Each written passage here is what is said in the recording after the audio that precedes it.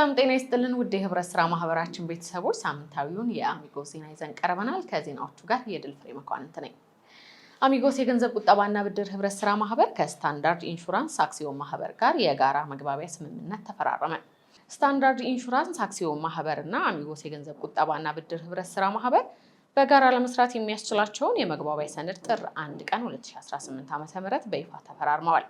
ስታንዳርድ ኢንሹራንስ አክሲዮን ማህበር በ1748 ባለ አክሲዮኖች አስተዋጽኦ ተመስርቶ ከ305 ሚሊዮን ብር በላይ ካፒታል በማስመዝገብ ከብሔራዊ ባንክ እውቅና በማግኘት 19ኛው የኢንሹራንስ ሰጪ ኩባንያ ሆኗል።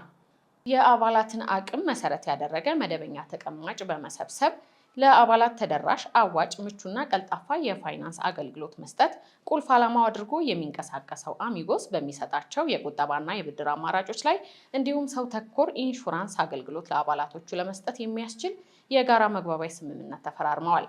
ይህ ስምምነት በዋናነት በሁለቱ ተቋማት ደንበኞች፣ አባላትና ባለድርሻ አካላት ላይ ያተኮረ ሲሆን የተቀናጀ አገልግሎት፣ ቅልጥፍናና ዘመናዊነት የተላበሰ የስራ ሂደት የጋራ አቅምን ማሳደግ ላይ የጋራ ጥቅሞችን ያስገኛል ተብሎ ይጠበቃል።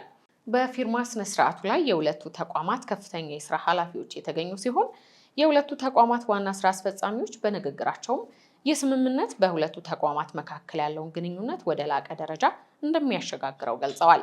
በተጨማሪም ይህ አይነቱ ስትራቴጂካዊ ትብብር በኢትዮጵያ እየተስፋፋ የመጣውን የህብረት ስራ ማህበራትና የኢንሹራንስ ኩባንያዎች ትስስር ይበልጥ እንደሚያጠናክረው ገልጸዋል። አሚጎስ በትግራይ ክልል ለ11ኛ ጊዜ መኪና ርክክብ አደረገ።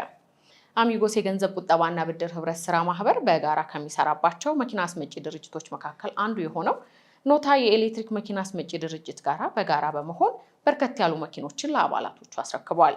አሚጎስ የአካባቢ አየር ብክለትን ለመቆጣጠር የሚያስችሉ የኤሌክትሪክ መኪኖችን በአነስተኛ ቁጠባና በተመጣጣኝ ወለድ ፋይናንስ ማቅረብ ከሚታወቅባቸው አገልግሎቶች አንዱ በመሆኑ ለአባላቶቹ ከዚህ ቀደም በአዲስ አበባ ለ6ኛ ዙር ርክክብ ማድረጉ ይታወሳል። አሚጎስ ከትራንስፖርት ብድር በተጨማሪ በህብረት ቆጥበው በሌሎች የኢንቨስትመንት አማራጮች ላይ ለሚሳተፉ አባሎቹ የፋይናንስ አቅርቦትና ሙያዊ ድጋፍም እየሰጠ ይገኛል።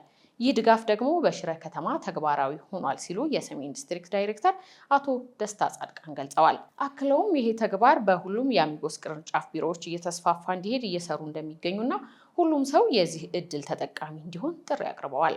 የኖታ መኪና አስመጪ ድርጅት ስራ አስኪያጅ አቶ አሰፋ ግዳይ በበኩላቸው ኖታ ካርስ በስራ ዓለም ላይ ዓመት ባልሞላ ጊዜ ውስጥ በመቀለና በአዲስ አበባ በርካታ መኪኖችን እንዳስረከቡ ገልጸው ኖታ ካርስ ከቤት መኪኖች በተጨማሪ የህዝብ ማመላለሻ መኪኖችንም ለማስመጣት እየሰራ እንደሚገኝ ገልጸዋል።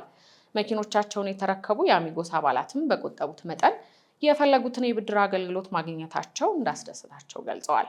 አሚጎስ በሽረ እንዳስላሴ በሚሊዮን የሚቆጠር ገንዘብ ወጪ በማድረግ ያስገነባቸውን ፕሮጀክቶች አስመረቀ።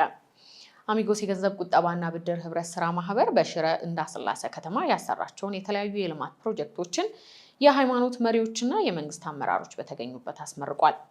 የአሚጎስ መስራችና ዋና ስራ አስፈጻሚ አቶ ፍጹም አብርሃ እንደተናገሩት አሚጎስ የገንዘብ ቁጠባና ብድር ህብረት ስራ ማህበር በሽረ እንዳስላሴ ከተማ በ3 ሚሊዮን ብር የህዝብ መጸዳጃ ቤትና ፋውንቴን ሰርቶ ማስረከቡን ገልጸዋል። በትግራይ የሰሜን ምዕራብ ዞን ሊቀ ጳጳስ ብፁዕ አቡነ ጴጥሮስ እንደተናገሩት አሚጎስ በሽረ እንዳስላሴ ያለውን የማህበራዊ አገልግሎት ችግር ለመፍታት ያደረገውን ታላቅ ተግባር ክብርና ምስጋና ይገባዋል ሲሉ ገልጸዋል። የሽረ እንዳስላሴ ከተማ ከንቲባ አቶ ገብረ መድህን ዮሐንስ በበኩላቸው አሚጎስ የከተማዋ የልማት አርበኛና የጀርባ አጥንት መሆኑንና በተጠራባቸው ሁሉ በፍጥነት ተግባራዊ ምላሽ መስጠቱን በማመስገን ሌሎች ተቋማትም መንግስት በገንዘብ እጥረት ምክንያት በአጭር ጊዜ ሊሸፍናቸው የማይችላቸውን ማህበራዊ ጉዳዮችን እንዲወጡ ጠይቀዋል። ኮሚሽኑ ከአይሪሽ የክሬዲት ዩኒየንስ ሊግ ዓለም አቀፍ የልማት ፋውንዴሽን ጋር የመግባቢያ ሰነድ ተፈራረመ።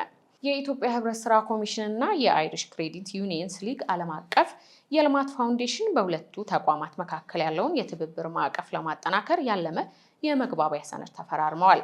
ስምምነቱ የገጠር የገንዘብ ቁጠባና ብድር ህብረት ስራ ማህበራት የሬጉሌሽን ሱፐርቪዥን ስርዓት በማጠናከር የሴቶች ፋይናንስ የኢኮኖሚ አቅም የማጎልበትና በገጠር ልማት የስርዓተ ጾታ ተዋጽኦን የማሳደግ ፕሮጀክት በውጤታማነት ለመተግበር ያስችላል ተብሏል። ፕሮጀክቱ ለሴቶች ምቹ የሆኑ የፋይናንስ ፕሮዳክቶችን ተደራሽ ለማድረግና የሴቶች የአመራርነት ሚናን ለማሳደግ አይነተኛ ሚና እንደሚጫወትም ተጠቁሟል። የመግባቢያ ስምምነቱ የኢትዮጵያ ህብረት ስራ ኮሚሽን ዋና ኮሚሽነር አቶ ጌትነት ታደሰና የአይሪሽ የክሬዲት ዩኒየንስ ሊግ ዓለም አቀፍ የልማት ፋውንዴሽን ስራ አስፈጻሚ ሰር ጆንሰን ሮጀርሰን ተፈራርመዋል። ዜናውን ያገኘነው ከኢትዮጵያ ህብረት ስራ ኮሚሽን ነው። ውድ የህብረት ስራ ማህበራችን ቤተሰቦች ሳምንታዊ የአሚጎስ ዜና የተከታተላችሁትን ይመስላል። መልካም ሳምንት።